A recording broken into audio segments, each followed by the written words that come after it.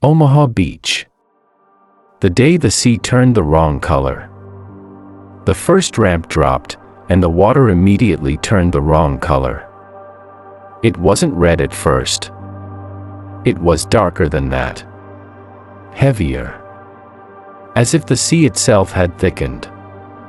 Men stepped forward and disappeared before they understood what was happening. This was supposed to be the easy part. The plan said the beach would already be quiet. The plan said the defenses would be shattered.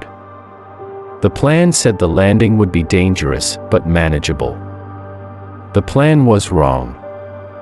The boats had barely reached the shallows when the machine guns opened up. Not in bursts. Not in warning shots. But in steady, overlapping lines that never stopped. Fire came from the bluffs, from concrete nests carved into the cliffs, from angles no one on the water could see. There was nowhere to hide. The ramps fell, and men poured out because standing still meant dying in a different way. Some were hit before their boots touched water. Some fell forward and were trampled without anyone meaning to trample them. The weight of equipment dragged bodies under the surface. Helmets filled. Rifles vanished. Men who could swim discovered that swimming did not matter. The sea did not rescue anyone. It only collected them. Within minutes, the shoreline became a place that could not be crossed and could not be escaped. Forward was death. Back was death. Staying where you were only delayed the same outcome. Those who reached the sand did not feel relief. The beach offered no cover, only exposure. Bullets cut the air so densely that movement itself seemed to attract them. The sand kicked upward in endless bursts. Bodies lay at angles that no living body ever chooses. The sound was constant. Not explosions. Not shouting. But the mechanical tearing sound of weapons doing exactly what they had been built to do. The first wave was supposed to secure the beach. Instead, it was erased. Time stopped behaving normally. Minutes felt like hours. Hours collapsed into moments. Watches meant nothing. Orders meant nothing. Radios were dead, destroyed, or never worked in the first place. The careful synchronization that had existed on paper dissolved into chaos the moment the first boat touched land. Men crawled. Not toward objectives. Not toward victory. They crawled toward anything that looked slightly less exposed than where they already were. A steel obstacle. A corpse. A shallow depression in the sand. Some tried to stand. They did not stand for long. Medical personnel were pinned down like everyone else. Stretchers were useless. Bandages ran out almost immediately. Wounded men lay in the open, calling out until calling out became impossible. The tide continued to rise. With it came equipment, bodies, and debris, washed back and forth as if the battle were something temporary, something that might pass. It did not pass. The German positions above the beach had not been destroyed. They had survived the bombardment nearly intact. The defenders could see everything. The entire shoreline was laid out beneath them, open and vulnerable. From above, the landing did not look like an invasion. It looked like a funnel. Each new wave arrived expecting resistance. They found a slaughterhouse that was already operating at capacity.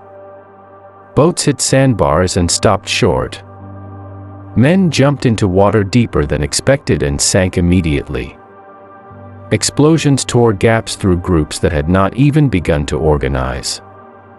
Commanders fell before they could give instructions.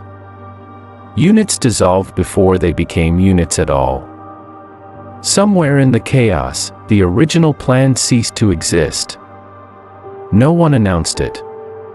It simply became irrelevant. The beach became a place of fragments. Fragments of squads. Fragments of orders. Fragments of bodies. What survived were not formations, but instincts. Small clusters formed around whoever happened to be nearby. Rank mattered less than proximity. Experience mattered less than luck. The cliffs loomed overhead, untouched, unreachable.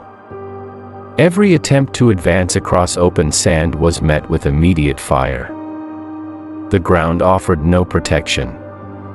The obstacles designed to stop tanks became killing zones for infantry. The beach was wide enough to feel endless and narrow enough to trap everyone on it. At some point, the realization spread without words. If nothing changed, everyone here would die. What followed was not a charge. It was a series of desperate, uncoordinated decisions made by people who understood that waiting guaranteed nothing but annihilation. Someone crawled forward and did not get hit. Someone else followed. A gap appeared, not in the defenses, but in the pattern of fire. A place where bullets passed slightly less often. A place where survival was still unlikely, but not impossible. Men began moving toward that gap. Not because they believed it would work, but because remaining where they were would not. The movement was slow. Painfully slow. Inches at a time. A pause. Another inch. Each motion required a decision: move and risk being seen, or stay and risk being killed anyway. Some never made it past the waterline. Others reached the base of the bluffs and pressed themselves against stone, breathing hard, hands shaking, alive despite all expectations. The beach behind them was still killing people. Above, the defenders continued firing, unaware that something fundamental had begun to shift. The invasion was no longer attempting to follow a plan. It was adapting. Small groups began climbing where climbing was never intended. Loose earth. Steep inclines. Paths that existed only because no one had believed they could be used under fire. Grenades were thrown upward blindly. Rifles were fired at shadows. The fight moved closer, became less distant, less abstract. The beach was no longer the only killing ground. By the time the first German positions were overrun, it had taken far longer than planned and cost far more than anyone had expected. The men who reached the top did not arrive triumphant. They arrived exhausted, disoriented, and deeply aware that survival up to this point had been accidental. Below them, the shoreline was unrecognizable. Equipment burned. Boats lay twisted and useless. The waterline was marked by debris and bodies that the tide had begun to claim again. The sand no longer looked like sand. It looked worked over. Torn apart. Scarred. And still, more men were landing. The battle did not end when the beach was secured. It simply changed shape. The bluffs became new killing grounds. The fields beyond concealed threats that could not be seen from the shore. Progress inland was measured in yards, not miles. Resistance continued from positions that had not been detected, from defenders who understood the terrain far better than the attackers ever could. But something irreversible had happened. The landing had not failed. And that meant everything else would follow. By the end of the day, Omaha Beach was officially under Allied control. That sentence, written later, would compress hours of chaos into a single line. It would not capture the cost. It would not capture the randomness. It would not capture the moment when men realized that survival depended not on bravery or skill, but on whether the next step happened to be the one that did not draw fire. The beach would become a symbol. At the time, it was only a place that people were trying to leave without dying. When the tide went out again, it carried with it what the battle no longer needed.